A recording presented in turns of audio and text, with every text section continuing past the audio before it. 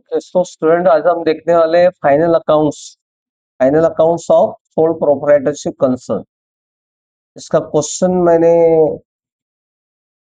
आपके सामने दिख रहा है। आपको question, from the following trial balance of Bhardwaj and sons prepare trading and profit and loss account for the year ended 31 March 2019। Trial balance दिया हुआ है आपको। ट्रायल बैलेंस में दो साइड है। जो लेफ्ट हैंड साइड होता है ना, उसको बोलते हैं debit side. Right hand side होता है वो क्रेडिट साइड होता है। तो डेबिट साइड में जो आइटम दिख रहे हैं आपको, तो इसमें आपको पहचानना है। पिछली वीडियो में हमने इसका कंसेप्ट पढ़ाया हुआ था। जिन्होंने पिछली वीडियो नहीं देखी हो, पिछली वीडियो जाके देख लीजिए।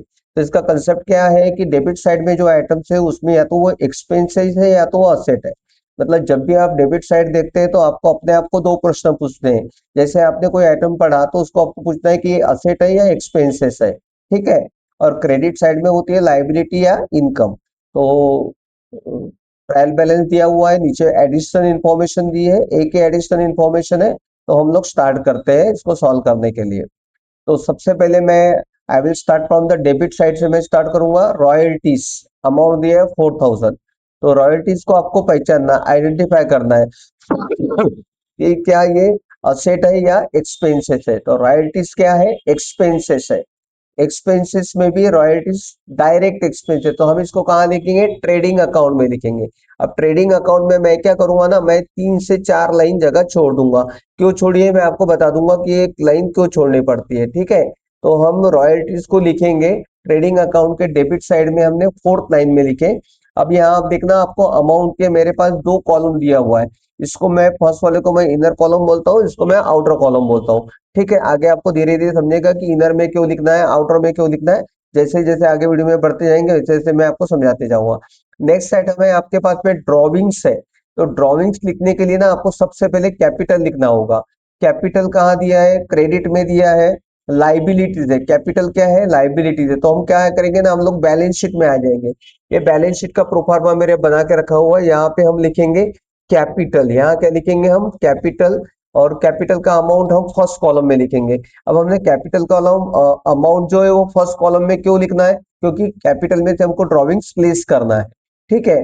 तो हम अभी क्वेश्चन में जाके देख लेते हैं कि कैपिटल का अमाउंट क्या है, 2,50,000। उसमें से ड्रॉविंग्स हमें माइनस करनी है। तो कैपिटल का अमाउंट मैंने लिख दिया 2,50,000। इसके नीचे मैं लिख लूंगा लेस ड्रॉविंग्स। ड्रॉविंग्स करने से क्या होता है, कैपिटल कम होता है। इसलिए ड्रॉविंग्स जो है ना वो माइनस करनी होती है। तो मैंने यहाँ 10,000 लेस कर दिया। और लेस करने के बाद जो बैलेंस रहेगा, जो सब्सट्रैक्शन है, त्याला आम्ही इथेच लिहायचं। हम इसको इधर में लिख देंगे 2,40,000, बस हो गया। तो क्या करना है, हमको एक एक एटम को प्रॉपर जगह पे लिखना है। प्रॉपर जगह पे हमको लिखना है, हर एटम आइडेंटिफाई करना है और लिखना है। चलिए उसके बाद आ जाते हैं वेजेस। आइडेंटिफाई करना है, वेजेस क्या है, एक्सपेंसेस है। और कौन सा एक्सपेंसेस है, डायरेक्ट एक्सपेंसेस। कहाँ लिखेंगे हम, ट्रेडिंग अकाउंट में लिखेंगे।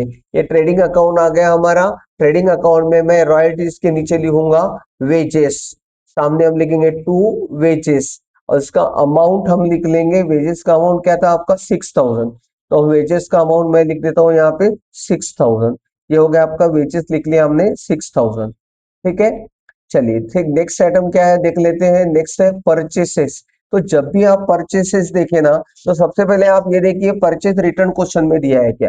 तो परचेस रिटर्न जो रहेगा तो वो हमेशा आपको क्रेडिट में मिलेगा, क्योंकि परचेस डेबिट में रहता है। तो परचेस रिटर्न हमेशा आपको क्रेडिट में ही ढूंढना है। ऐसे कभी नहीं होगा कि परचेस रिटर्न आपको डेबिट में मिलेगा। Purchase return will be always पे ऑन द क्रेडिट साइड। तो परचेस में से परचेस रिटर्न हमको लेस करना होगा। दिख गया परचेस रिटर्न क्रेडिट साइड में दिख रहा है आपको। तो परचेस में लिखूंगा ट्रेडिंग अकाउंट के डेबिट साइड में लिखेंगे हम। सेकंड नंबर के लाइन में हम लिखेंगे, कहाँ लिखेंगे हम, सेकंड नंबर के लाइन में लिखेंगे। क्यों लिखेंगे सेकंड लाइन में, बता दूंगा आपको। ये रिजर्वेशन है। आपको क्वेश्चन में परचेसेस कहीं पे भी दिया हो, एग्जाम में क्वेश्चन में परचेसेस कहीं भी दिया हो, आपको परचेसेस सेकंड नंबर के लाइन में ही लिखना है। इसका रिजर्वेशन है, ऐसे आप बोल सकते हैं। ठीक है। परचेसेस कहीं पे भी दिया हो, आपको परचेसेस आपको सेकंड लाइन पे ही लिखना है। तो 71,000 में से मैंने परचेस रिटर्न माइनस कर दिया। तो आउटर पे अमाउंट आ जाएगा आपका 68,000। ये 68,000 मैंने अमाउंट यहाँ साइड आपको लिखा के दे दिया। ठीक है। ओके 68,000 हो गया। नाउ हम लोग क्वेश्चन में वापस आएंगे, एक एक आइटम लिखते जा रहे हैं। कैश, दो ही चीजें आइडेंटिफाई करना है, कैश क्या है, असेट है या एक्सपेंसेस है। कैश क्या है, असेट है। सो मैं कहाँ आऊंगा, मैं बैलेंस शीट में आऊंगा और मैं लिखूंगा यहाँ पे कैश। जो अमाउंट होगा वो अमाउंट मैं लिखूंगा, आउटर कॉलम में लिख लूंगा कैश का अमाउंट था 10,000। तो कैश का अमाउंट यहाँ पे आपको आ जाएगा 10,000। ओके 10,000 हमने यहाँ लिख लिया। चलिए आगे क्वेश्चन में नेक्स्ट आइटम की तरफ बढ़ते हैं हम। सेल्स रिटर्न दिया आपको, सेल्स रिटर्न लिखने के लिए पहले आपको सेल्स ढूंढना पड़ेगा, और सेल्स हमेशा आपको क्रेडिट में मिलेगी। सेल्स आपको ट्रायल बैलेंस में कभी भी क्रेडिट साइड में मिलेगी। कितनी सेल दिया है, 81,000 में से हमको सेल्स रिटर्न का माइनस करना है। ट्रेडिंग अकाउंट के क्रेडिट में आएंगे, हम पहली लाइन में लिखेंगे सेल। आपको हमेशा पहली लाइन में ही लिखना है। सेल आपके क्वेश्चन में कहीं पे भी दिया हो, ट्रेडिंग अकाउंट के क्रेडिट साइड में फर्स्ट लाइन में ही लिखना है आपको सेल्स। पहले लाइन में लिखना है सेल्स, उसके नीचे लिखना है सेल्स रिटर्न। अगर क्वेश्चन में सेल्स रिटर्न दिया है तो ठीक है, नहीं दिया है तो आप नहीं लिखेंगे, अगर दिया है तो लिखेंगे। यहाँ सेल्स थी आपकी 81,000, इसमें से सेल रिटर्न माइनस हो जाएगा, 5,000 यहाँ से माइनस हो जाएंगे। हम 5,000 यहाँ से माइनस कर देते हैं, तो आपका बचेगा 76,000। इस 76,000 मैंने आउटर कॉलम में पुटअप कर दिए, ठीक है। चलिए आगे बढ़ेंगे धीरे धीरे, जैसे जैसे क्वेश्चन आगे बढ़ रहा है। नेक्स्ट दिया है आपको बैंक। बैंक, दो ही चीजें आपको आइडेंटिफाई करना, असेट है या एक्सपेंसेस है। बैंक क्या है, असेट है। बैंक में हमारे पैसे हैं मतलब असेट है। कहाँ लिखना है आपको, बैलेंस शीट के असेट साइड में लिखना है, बैंक यहाँ पे लिखना है आपको। आउटर कॉलम में लिखना है अभी फिलहाल आपको, जब तक मैं आपको बोलता नहीं कि इनर कॉलम में लिखना है, तब तक आपको बैंक सभी आइटम्स अमाउंट जो है ना वो आउटर कॉलम में लिखना है। समय आने पे मैं आपको बता दूंगा कि कौन सी अमाउंट इनर में लिखनी होती है, क्यों आउटर में लिखना होता है। नेक्स्ट आइटम है इंश्योरेंस, असेट या expenses. You have to ask yourself only two question, asset है या एक्सपेंसेस है। इंश्योरेंस एक्सपेंसेस है, इनडायरेक्ट एक्सपेंसेस है। प्रॉफिट एंड लॉस अकाउंट के डेबिट साइड में हम लिखेंगे टू इंश्योरेंस, टू इंश्योरेंस। ठीक है, ये इनडायरेक्ट एक्सपेंसेस है। इंश्योरेंस इज इनडायरेक्ट एक्सपेंसेस, इसलिए इसको प्रॉफिट एंड लॉस अकाउंट के डेबिट में लिखना होता है। नेक्स्ट आइटम है आपका फर्नीचर। फर्नीचर असेट है, कहाँ लिखेंगे, बैलेंस शीट के असेट साइड में आ जाएंगे। आप यहाँ लिखेंगे फर्नीचर, ठीक है। फर्नीचर अमाउंट देख लेते हैं एक बार, कितना दिया, अमाउंट इज 34,000। तो अमाउंट हमने लिख दिया 34,000। आपको पहचानना है और उसको लिखना है, प्रॉपर ट्रीटमेंट देनी है। Next building is also asset, building क्या है, असेट है। तो बिल्डिंग भी हम असेट साइड में आ जाएंगे, हम यहाँ लिख देंगे बिल्डिंग। बिल्डिंग का अमाउंट कितना है आपका, 1,20,000, 1,20,000, 1,20,000। बिल्डिंग इज असेट, असेट है इसलिए असेट साइड में हमने लिख दिया। नेक्स्ट आइटम है आपका सन्ड्री डेटर्स। सन्ड्री का मतलब होता है more than one, SENDRY। Sundry का मतलब मोर देन वन, और डेटर का मतलब आपके कस्टमर, ग्राहक, जिसको आपने उधारी में माल बेचा है, तो उनसे हमें पैसे लेना है, ये हमारी असेट्स है। तो वंस अगेन हम सन्ड्री डेटर्स को भी कहाँ लिखेंगे, सन्ड्री डेटर्स भी हम लिखेंगे बैलेंस शीट के असेट साइड में लिखेंगे। इट इज 1,00,000, कितना अमाउंट है, 1,00,000, वो लिख दिया हमने 1,00,000। उसके बाद हम आगे बढ़ेंगे, नेक्स्ट आइटम देख लेते हैं हम क्या है, बैड डेट। बैड का मतलब होता है खराब, और डेप्स का मतलब होता है डेटर। यहाँ पे इस कॉन्टेक्स्ट में बात कर रहा हूं मैं, डेप्स का मतलब डेटर, बैड डेप्स खराब वाले डेटर, ये आपके इनडायरेक्ट एक्सपेंसेस है। प्रॉफिट एंड लॉस अकाउंट के डेबिट साइड में लिखना है आपको बैड डेप्स। देखिए मैंने कहा लिखा है, प्रॉफिट एंड लॉस अकाउंट के डेबिट साइड में मैं लिख रहा हूँ बैड डेप्स। बैड मतलब खराब और डेप्स मतलब डेटर। कितने हैं आपके बैड डेट्स, 1,000। तो वंस अगेन इसको भी हम 1,000 लिख लेते हैं, ठीक है। नेक्स्ट आइटम क्या है आपका, सन्ड्री एक्सपेंसेस। तो सन्ड्री एक्सपेंसेस भी इनडायरेक्ट एक्सपेंसेस है, इसको भी हम प्रॉफिट एंड लॉस अकाउंट में लिखेंगे to sundry, SUNDRY, sundry expenses. कितना था आपका सन्ड्री एक्सपेंसेस, 3,000। ठीक है, मैं आपके लिए इसके नीचे, वीडियो के नीचे आपको मैं क्वेश्चन दे दूंगा, जिन लोगों के पास क्वेश्चन नहीं है उनके लिए वहां से आप डाउनलोड करके देख लीजिएगा क्वेश्चन क्या है, ठीक है। या मैं स्क्रीन पे दिखा भी रहा हूँ, जैसे पॉसिबल हो पा रहा है उतना दिखा रहा हूँ, ठीक है। To travelling expenses, travelling expenses भी इनडायरेक्ट एक्सपेंसेस है, तो इसको भी हम कहाँ लिखेंगे, प्रॉफिट एंड लॉस अकाउंट के डेबिट साइड में लिखेंगे ट्रैवलिंग एक्सपेंसेस। ठीक है, साथ साथ में मैं इसलिए सॉल्व करके आपको दिखा रहा हूँ कि आपको समझ आएगा। समझ रहा है मुझे कि वीडियो थोड़ी बड़ी हो रही है, लेकिन इस तरह से करने में आपको जल्दी समझ में आएगा। जल्दी अंडरस्टैंडिंग होती है। ठीक है, मैं अपने स्टूडेंट्स को भी इसी तरह से पढ़ाता हूँ। ट्रैवलिंग एक्सपेंस देखते हैं ओपनिंग स्टॉक। ये ओपनिंग स्टॉक के लिए ना आपको फार्मूला लगाने की जरूरत नहीं है, आपको ट्रेडिंग अकाउंट डेबिट साइड में पहली लाइन में लिखना है ओपनिंग स्टॉक। इसका रिजर्वेशन है, क्वेश्चन में कहीं पे भी दिया रहने दो ओपनिंग स्टॉक। इसीलिए आपको पता होगा कि जब मैंने रॉयल्टीज लिखी थी तो मैं 4 से 5 लाइन जगह छोड़ के लिखी थी, क्योंकि मुझे पता है ट्रेडिंग अकाउंट के डेबिट साइड में फर्स्ट लाइन ओपनिंग स्टॉक का रिजर्वेशन है, सेकंड लाइन होती है परचेज, उसके बाद होता है परचेज रिटर्न, उसके नीचे आप सारे डायरेक्ट एक्सपेंसेस लिख सकते हैं। इसलिए जब भी आप स्टार्ट करते हैं, आपको 4 से 5 लाइन जगह छोड़नी है। ओपनिंग स्टॉक फर्स्ट लाइन पे ही आएगा, उसका रिजर्वेशन है उसके लिए, ये समझ लीजिए आप। ठीक है, तो ओपनिंग स्टॉक था आपका 24,000, तो आएगा ट्रेडिंग अकाउंट में हम लिख देंगे 24,000। ठीक है, लिख लिया आपने। चलिए आगे बढ़ते हैं हम। नेक्स्ट आइटम है कैरेज आउटवर्ड। कैरेज मतलब गाड़ी भाड़ा, मतलब जब आप सामान लाते हैं, परचेस करते हैं, सर पे उठा के नहीं लाएंगे आप, उसके लिए you will hire a vehicle, गाड़ी घोड़ा ट्रक जो करना है वो आप करिए, मुझे एक समझता है उसको बोलते हैं कैरेज। और आउटवर्ड्स का मतलब होता है कि ये सेल पे किया हुआ है, मतलब ये सेलिंग एक्सपेंसेस है। कैरेज आउटवर्ड क्या है? सेलिंग एक्सपेंसेस है। सेलिंग एक्सपेंसेस क्या होते हैं? इनडायरेक्ट एक्सपेंसेस होते हैं। इसलिए कैरेज आउटवर्ड कहाँ आएगा आपका? प्रॉफिट एंड लॉस अकाउंट में आएगा। Carriage outward, out carriage simply carriage अगर दिया है तो वो ट्रेडिंग अकाउंट में आता, लेकिन ये कैरेज आउटवर्ड है, मतलब क्लियर कट बताया है कि ये सेलिंग पे है। 1600 ये जाएगा आपका प्रॉफिट एंड लॉस अकाउंट के डेबिट साइड में। ठीक है, चलिए आगे बढ़ रहे हैं हम। नेक्स्ट है rent. Rent is also, rent ये भी इनडायरेक्ट एक्सपेंसेस है, ये भी प्रॉफिट एंड लॉस अकाउंट में जाएगा। टू रेंट, ठीक है, rent profit and loss account में जाएगा आपका। ये हो गया 1000, तो रेंट का अमाउंट हमने लिखना था, ये हमने लिख लिया 1000। चलिए उसके बाद नेक्स्ट आइटम जो अमाउंट लिख लिया मैंने 1000। चलिए नेक्स्ट आइटम देख लेते हैं हम। नेक्स्ट आइटम है हमारा कैरेज इनवर्ड। तो यहाँ हमारे डीटीपी ऑपरेटर ने ना थोड़ी गलती कर दी है, इनवर्ड का स्पेलिंग गलत लिखा हुआ है, तो मैं बराबर कर देता हूँ इनवर्ड्स। कैरेज इनवर्ड्स, देखिए अभी थोड़ी देर पहले हमने जो कैरेज देखा था वो कैरेज और ये कैरेज सेम है, कैरेज सेम है। अगर आप वो परचेस पे देते ना तो उसको इनवर्ड बोलते हैं, अगर आप सेल पे देते ना तो उसको कैरेज आउटवर्ड बोलते हैं। कैरेज इनवर्ड परचेस पे दिया हुआ है इसलिए जाएगा आपका ट्रेडिंग अकाउंट में। तो हम आ जाएंगे कैरेज इनवर्ड ट्रेडिंग अकाउंट में लिख लेंगे हम। वेजेस के नीचे लिखते हैं टू कैरेज इनवर्ड, परचेस पे लिखा दिया रहा तो इनवर्ड होता है, ट्रेडिंग अकाउंट में जाता है।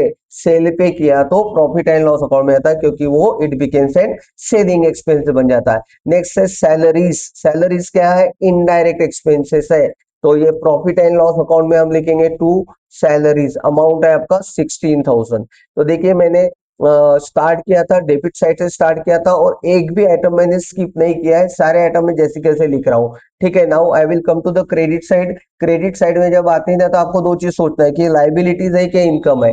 तो सन्ड्री क्रेडिटर, सन्ड्री का मतलब मैंने थोड़ी देर पहले भी बताया था आपको, सन्ड्री का मतलब एक से ज्यादा, क्रेडिटर मतलब सप्लायर, जिससे आप उधारी में खरीदते हैं, तो उधारी में खरीदा तो पैसे तो देने पड़ेंगे। तो सन्ड्री क्रेडिटर क्या है? हमारी लाइबिलिटीज है। बैलेंस शीट में आएंगे, कैपिटल के नीचे 5 लाइन जगह छोड़ेंगे, उसके बाद लिखेंगे आप सन्ड्री क्रेडिटर्स। सन्ड्री क्रेडिटर्स क्या है? लाइबिलिटीज है। सन्ड्री क्रेडिटर्स लाइबिलिटीज है, लाइबिलिटी साइड में लिखेंगे 56,000। तो ये अमाउंट लिख दिया हम लोगों ने 56,000। चलिए अब नेक्स्ट आइटम पे आ जाते हैं हम।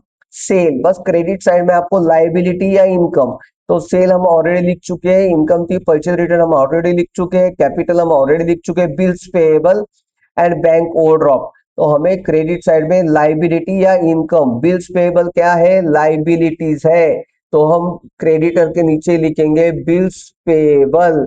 बिल्स पेएबल ये है आपकी लाइबिलिटी, देना है। पेबल का मतलब होता है देना है, 20,000। उसके बाद था वहीं पे बैंक ओवरड्राफ्ट। बैंक ओवरड्राफ्ट ये भी आपकी लाइबिलिटीज है। बैंक ओवरड्राफ्ट मतलब बैंक से लिया हुआ शॉर्ट टर्म लोन, बैंक से आपने शॉर्ट टर्म के लिए लोन लिया, उसको बोलते हैं बैंक ओवरड्राफ्ट। तो आई थिंक पूरे आइटम्स हमारे लिख के हो चुके हैं। अब हम आएंगे एडिशनल इन्फॉर्मेशन, जैसे अभी आप देख रहे थे कि ट्रायल बैलेंस के डेबिट साइड में जितने आइटम दिए थे उसकी सारी की हम एक ही एंट्री कर रहे थे, या तो हम ट्रेडिंग अकाउंट में लिख रहे थे, प्रॉफिट एंड लॉस या बैलेंस शीट में। तो जो एडजस्टमेंट होती है ना उसके दो इफेक्ट होते हैं, एडजस्टमेंट की दो एंट्री आपको करनी होती है। तो यहाँ पे सिंपली इस क्वेश्चन में मैंने पहला क्वेश्चन इसलिए एक ही एडजस्टमेंट रखा हूँ 54,000, क्लोजिंग स्टॉक 54,000। तो देखिए अब आप याद करिए कि आपने ओपनिंग स्टॉक कहाँ लिखा था, ट्रेडिंग अकाउंट के डेबिट साइड में, तो क्लोजिंग स्टॉक कहाँ लिखना पड़ेगा, ट्रेडिंग अकाउंट के क्रेडिट साइड में। सेल के नीचे आपको 5 लाइन जगह छोड़ना है, उसके बाद लिखना है आपको by closing stock, by closing stock, closing stock amount देख लेते हैं एक बार हम कितना है closing stock, I think amount 56,000 something, 54,000। Okay ठीक है, हमने चेक कर लिया, अच्छा हो गया 54,000 क्लोजिंग स्टॉक। तो ये पहली एंट्री हो गई क्लोजिंग स्टॉक के एडजस्टमेंट की। सेकंड एंट्री हो गई आपकी बैलेंस शीट के असेट साइड में। अब असेट साइड में सेकंड एंट्री क्यों होती है, तो इसीलिए होती है कि क्लोजिंग स्टॉक जो है ये असेट है। क्लोजिंग स्टॉक का मतलब होता है एज ऑन 31 मार्च, मतलब आपके फाइनेंशियल ईयर के आखिरी दिन आपके पास कितना स्टॉक था, 31 मार्च को आपके दुकान में कितना स्टॉक था। मान के चलिए इफ योर ग्रोसरी शॉप, तो ग्रोसरी शॉप कितना माल था उसका टोटल करना होता है, उसको बोलते हैं closing stock. It is convertible into cash, इसलिए वो असेट्स है। नाउ हम कम टू ट्रेडिंग अकाउंट में आ जाएंगे। अब हमारा क्वेश्चन सॉल्व करके हो गया, हम यहाँ पे डिफरेंस निकालेंगे, डेबिट और क्रेडिट में का डिफरेंस निकालेंगे। जो डिफरेंस आएगा उसको बोलते हैं ग्रॉस प्रॉफिट। तो आपको करना क्या है ना, सबसे पहले क्रेडिट साइड की टोटल करना है। ये क्रेडिट साइड की टोटल आपको करनी है। ये टोटल आती है, यहाँ देखिए मेरे पास आ रही है 1,30,000, ठीक है, 1,30,000। मैं क्या करूंगा ना, I will put the same total on this side also, that is 1,30,000, 76 1,30,000। तो 1,30,000 में से मैं यहाँ आपके रेफरेंस के लिए कैलकुलेटर यूज कर रहा हूँ, ठीक है। वैसे 11 के स्टूडेंट को कैलकुलेटर अलाउड होता नहीं है, बीकॉम वाले बीबी वाले यूज कर सकते हैं, ठीक है। तो हम यहाँ पे 1,30,000 हम क्या करेंगे, सिंपली 1,30,000 में से ये जो डेबिट वाले आइटम है ना इसको हम माइनस करते जाएंगे। ये कर दिया मैंने, -24,000, -68,000, उसके बाद -10,400, सीधे एक साथ कर रहा हूं मैं 10,400। तो हमारा जो जो डिफरेंस आया उसको हम बोलते हैं ग्रॉस प्रॉफिट, दैट इज 27,600। ये 27,600 क्या है, आपका ग्रॉस प्रॉफिट है। क्या है, ग्रॉस प्रॉफिट। अब ये ग्रॉस प्रॉफिट जो है ना, यहाँ आप इसको लिख सकते हैं, यहाँ transfer to profit and loss account, transfer, इसको ट्रांसफर करना होता है, transfer to profit and loss account, ठीक है। ये प्रॉफिट एंड लॉस अकाउंट में ट्रांसफर हो जाएगा, ठीक है, कर दिया मैंने। तो याद देखिए जब ट्रांसफर होगा ना तो ये अपोजिट साइड होगा। अभी ये ट्रेडिंग अकाउंट के कौन से साइड में है, डेबिट साइड में। जब ये ट्रांसफर होगा ना तो अपोजिट साइड में होगा। और ये फर्स्ट लाइन में हम यहाँ लिखेंगे बाय ग्रॉस प्रॉफिट, ये फर्स्ट लाइन में ही लिखना होता है ग्रॉस प्रॉफिट। यहाँ आप चाहे तो ब्रैकेट में लिख सकते हैं कि कहाँ से लेके आया, ट्रांसफर फ्रॉम कहाँ से आया था, फ्रॉम ट्रेडिंग अकाउंट से आया था सर। तो ये हम ट्रेडिंग अकाउंट लिख देंगे यहाँ पे, ये आपका ट्रेडिंग अकाउंट से आ जाएगा 27,600। तो ये हो गया आपका 27,600 हो गया, इसकी हम टोटल करेंगे, ये टोटल होगा 27,600। इस साइड भी हम लिखेंगे 27,600। जो डिफरेंस आएगा ना वो डिफरेंस को हम बोलेंगे नेट प्रॉफिट। क्या बोलेंगे, नेट प्रॉफिट बोलेंगे, ठीक है, नेट प्रॉफिट बोलेंगे। जो डिफरेंस आता है उसको हम बोलेंगे नेट प्रॉफिट। तो वंस अगेन मैं आपके रेफरेंस के लिए कैलकुलेटर यूज कर रहा हूँ, 27,600 ऑलरेडी दिखा है, इसमें से हमको ये टोटल माइनस करनी है, 1,000, 2,000, 5,000, 7,000, 8,000, 9,600, -9,600 -16,000, सो 2,000। आपका जो नेट प्रॉफिट आ रहा है वो कितना आ रहा है, 2,000। अब ये 2,000 हमारा नेट प्रॉफिट आ गया। ये नेट प्रॉफिट कहाँ जाएगा, ट्रांसफर टू कैपिटल अकाउंट। यहाँ से नेट प्रॉफिट को आप ट्रांसफर कर देना, transfer to capital account, capital account को हम यहाँ से ट्रांसफर कर देंगे, ठीक है, कैपिटल अकाउंट। नेट प्रॉफिट जो है आपका कैपिटल अकाउंट को ट्रांसफर होगा। सेकंड एंट्री आ जाएंगे, कैपिटल में यहाँ प्लस कर देंगे, ऐड करेंगे, add net profit. Net profit कितना था आपका, 2,000 था, तो 2,000 आपका नेट प्रॉफिट था। और अब इसका जो टोटल है ना वो टोटल को मैं आउटर कॉलम में कैरी कर लूंगा। द टोटल विल बी 2,42,000, तो टोटल मेरी हो जाएगी 2,42,000। ठीक है। ओके, नाउ हम अब इसका टोटल करेंगे। ये टोटल आ रहा है 3,58,000। 3,58,000 इसका टोटल आ रहा है। कैलकुलेटर पे आप यूज करके कर सकते हैं, ओरली भी आप कर सकते हैं। 3,58,000 और इधर का जो टोटल है वो भी आपका आना चाहिए, 3,58,000 आना चाहिए। ठीक है। तो ये अगर सेम आता है आपका टोटल, तो मैंने समटाइम्स कुछ जगह कैरी यूज किया है, नहीं किया है, इसलिए एक बार हम कैलकुलेटर पे करके देख लेते हैं कि 3,58,000 आ रहा है या नहीं आ रहा है। ठीक है। इस साइड का तो मुझे पता है। 50,000 प्लस 34,000 प्लस 1,20,000 और प्लस 1,54,000, तो 3,58,000। ठीक है। तो दोनों साइड का टोटल मस्ट बी सेम। ये दोनों साइड का टोटल है ना, ये सेम आना चाहिए आपका, तभी आपका आंसर सेम रहता है। ठीक है। तो ये आपका क्वेश्चन हो गया, पूरा कंप्लीट क्वेश्चन हो गया। ये फाइनल अकाउंट्स का क्वेश्चन 11th में भी रहता है, 12th में भी रहता है, बीकॉम में भी रहता है, बीबीए, सीए सबके लिए रहता है, बेसिक जो करे उनके लिए भी है। तो ये फर्स्ट वीडियो में देखा। अगर आपको ये वीडियो पसंद आ रहा है तो लाइक करिए, सब्सक्राइब करिए। नेक्स्ट वीडियो के लिए वॉच करिए, अपने फ्रेंड्स को बताइए। अगला वीडियो मैं कुछ ही दिन में अपडेट कर दूंगा। क्वेश्चन नंबर 2, ये बुक कीपिंग एंड अकाउंटेंसी के बुक से हम पढ़ा रहे हैं। वहां पे आपको final account of sole proprietorship concern में ये पर्टिकुलर क्वेश्चन आपको मिल जाएंगे। तो ये ट्रेडिंग अकाउंट आपका कंप्लीट हो गया, प्रॉफिट एंड लॉस अकाउंट हो गया, और ये बैलेंस शीट हो गई। सबसे ज्यादा मार्क के लिए एग्जाम में यही क्वेश्चन पूछा जाता है आपके लिए। ठीक है। अगर आपको वीडियो पसंद आ रहा है तो लाइक करिए, सब्सक्राइब करिए। Thank you. Thank you a lot.